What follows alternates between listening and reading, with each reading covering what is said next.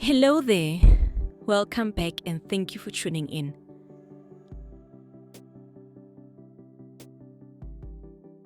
So today I want to talk about why I wasn't triggered and also explore why I think I'm growing and why I think I'm healing from the toxic upbringing and the toxic relationship I have with my family. This is a follow-up from the first episode. If you haven't watched it, you haven't listened to it, it's more of a podcast format, please go back and listen.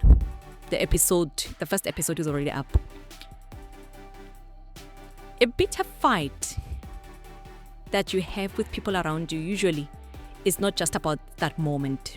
And I think most of us know that, most of us are aware of that, especially for matured people.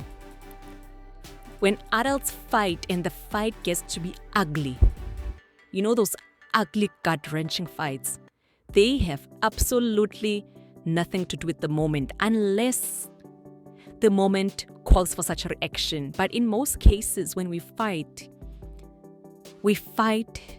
based on our baggage, emotional baggage. And when the fight tended to be ugly while we were driving, which was very dangerous, and I really regret that part. When an ugly fight ensues, especially amongst toxic people, and by toxic people I also include myself.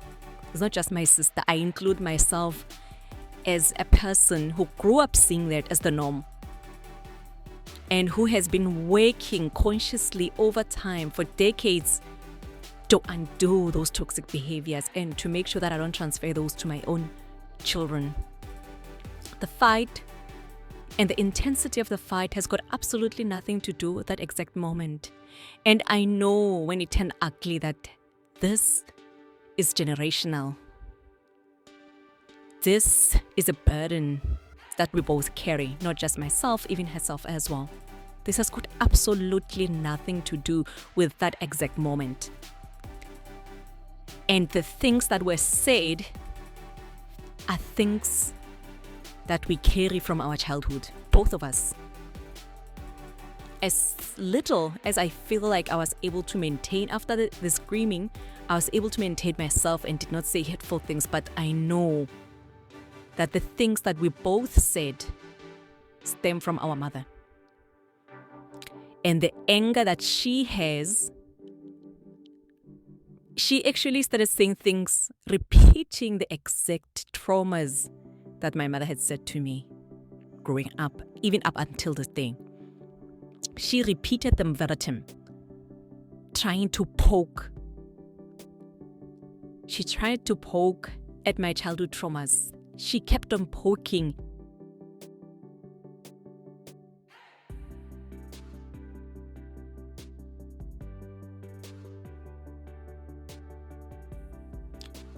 And I also have to look at myself, the wrongs that I've done over the years. I've looked at myself that I have contributed to some of the dynamics. I really have. I genuinely believe I have. Growing up as a people pleaser, up until my adulthood, I've always been a people pleaser. That is, when you're raised by a toxic, narcissistic person, they teach you to live for them. I've always been a people's pleaser and I've always wanted to please, especially my mom. My mom was the number one person I was performing for. She was the number one person. And I've always wanted to please and impress and make her love me. I thought if I do everything right and please her and show her and show up, she will see me, she will recognize me, she will love me.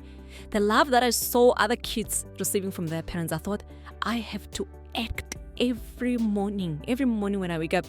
And that relationship became the same also with my sister. I wanted her to love me.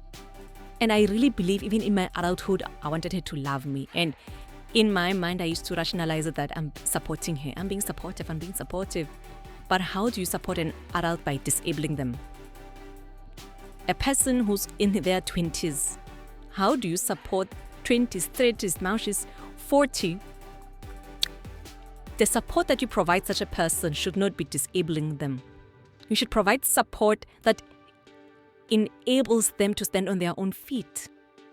And when you keep on, you pay an adult's rent, you pay an adult's month after month after month after month. that is not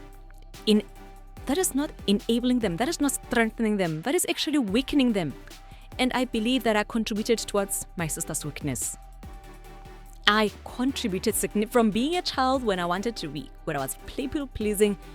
And it's over the past decade or so that I realized that my people pleasing is not helping. Actually, it's working against me because I create enemies and resentment from those people that I try to please. And me consistently providing money, providing for the person who's not as supportive. My sister is not very supportive of me. She is only supportive when it is convenient for her, only. When it's inconvenient for her or when she just doesn't feel like, or when she's just tired, she will not be there for me, even on moments when I need her. But I will always be providing. I will even inconvenience myself to provide financially. I will give her my last money, my last dollar.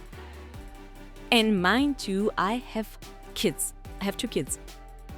And when I give a person my last dollar and I am left without any backup in case anything happens to my child, and I'm fortunate that I have a husband who provides, so he will be able to step up. But it's not fair. It is not fair. I'm an independent woman who has a job. I provide also. I help my husband. We provide together in this household.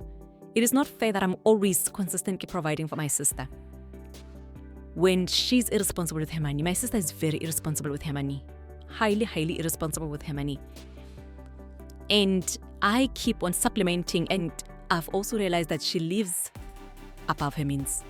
And I supplement that lifestyle. She lives above her means, and my contribution is I taught her a lifestyle that is way above the level that she can afford, and she wants to keep at that level, even though her income has not gotten to that level, and I keep on supplementing that shortfall. Every month she has a shortfall, and I supplement it, and when she gets an influx of money, she blows it.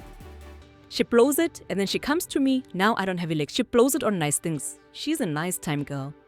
She is a nice time girl. She is a baddie. And when that money is finished, I supplement. So that is my contribution. And I realize that I also have to grow up and stop enabling those bad behaviors and strengthen her to be independent and to be able to stand up on her own 2 feet and not to consistently live above her means so that I can supplement it, because I am not able to, and that's why she has built resentment now. If I say no, the resentment enrages her. And that is my contribution, and I hope that I get better at this, and I hope she also heals, because I'm also on my healing journey. And I think I'll stop here for now. Thank you for tuning in, and I hope to see you again next time.